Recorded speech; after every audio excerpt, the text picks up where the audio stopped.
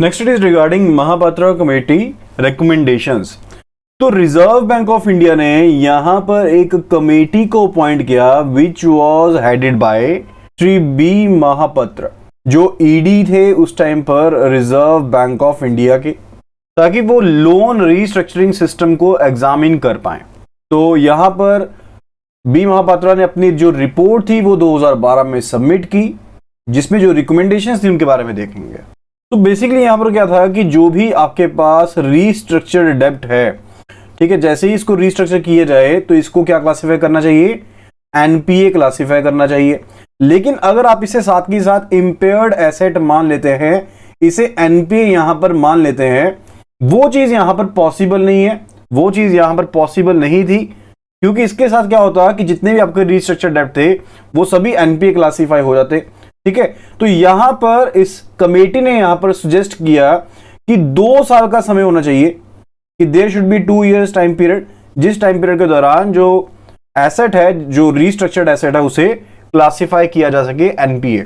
And second जो recommendation थी इनकी, that was regarding the increase in provisioning. तो यहां पर जो रीस्ट्रक्चर्ड डेब्ट थे उनकी प्रोविजनिंग को इंक्रीज करने के लिए कहा गया। जो प्रोविजनिंग थी पहले वो 2% के साथ की जाती थी, एंड इसे कहा गया कि 5% तक इसे इंक्रीज किया जाए इन अ फेज्ड मैनर, यानी कि एकदम से इंक्रीज नहीं करना है, लेकिन फेज्ड मैनर में इस प्रोविजनिंग को यहां पर इंटरेस्ट किया जाए, ताकि अगर कोई ग्लोबल स्लोडाउन रहता है या फिर कोई साइक्लिकल डाउनटर्न रहता है तो वहां पर उसे अवॉइड किया जा सके।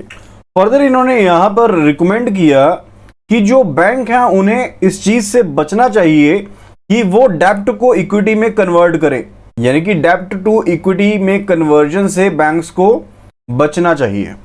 एंड फर्दर अगर डेब्ट्स को यहां पर कन्वर्ट किया जाता है प्रेफरेंस शेयर्स में, प्रेफरेंशियल शेयर्स में, प्रेफरेंशियल शेयर्स वो शेयर्स रहते हैं जहां पर आपके पास प्रेफरेंस रहती है रिगार्डिंग द डिविडेंड, यानी कि जब भी डिविडेंड पे किया जाएगा तो प्रेफरेंस शेयर होल्डर्स के पास प्रेफरेंस रहती है, तो इसकी कैपिंग भी कहां तक हो, 100% तक हो। फर्दर इन्होंने रिकमेंड किया कि जो भी यहां पर प्रमोटर्स हैं, फर्म के, कंपनी के जो भी प्रमोटर हैं, उनकी यहां पर गारंटी ली जाए जब भी यहां पर रीस्ट्रक्चरिंग हो। एंड जहां पर जो रीस्ट्रक्चरिंग है एक्सटर्नल फैक्टर्स के कारण हो रही है, बाहरी कारणों के कारण रीस्ट्रक्चरिंग करनी पड़ रही है। एक्सटर्नल फैक्टर मतलब कि किसी इंटरनल फेलियर के कारण कंपनी फेल नहीं हुई है, एक्सटर्नल फैक्टर की वजह से कंपनी फेल हुई है, तो वहां पर प्रमोटर की गारंटी जो हो वो ली जाए, वो मैंडेटरीली यहां पर गारंटी जो है वो यहां पर ली जाए। Fifth one is related to the promoters' contribution. कहने का मतलब है कि जब यहां पर जो प्रोजेक्ट है उसे रीस्ट्रक्चर किया जा रहा है बैंक के द्वारा, तो बैंक बेसिकली यहां पर क्या है, रिस्क में है। बैंक क्या है, यहां पर रिस्क में है, एंड ये बैंक का सेक्रीफाइस है। बैंक का क्यों सेक्रीफाइस है, क्योंकि बैंक यहां पर अपनी जो फेयर वैल्यू थी लोन की उसको कम कर रहा है, तो ये किसका सेक्रीफाइस है, ये बैंक का सेक्रीफाइस है। ठीक है, तो यहां पर प्रमोटर की क्या कंट्रीब्यूशन होनी चाहिए इसमें, कि प्रमोटर जो है वो नई कैपिटल लेकर आएगा, प्रमोटर जो है वो नई कैपिटल लेकर आएगा। तो यहां पर पहले क्या कहा गया था कि 15% किस चीज का, जो भी यहां पर फॉल इन फेयर वैल्यू है, यानी कि हमने पढ़ा था ना कि फेयर वैल्यू कम हुई है, यानी कि रीस्ट्रक्चरिंग करने से पहले जो फेयर वैल्यू थी, रीस्ट्रक्चरिंग करने के बाद की जो फेयर वैल्यू है, दोनों का जो डिफरेंस है that is fall in fair value.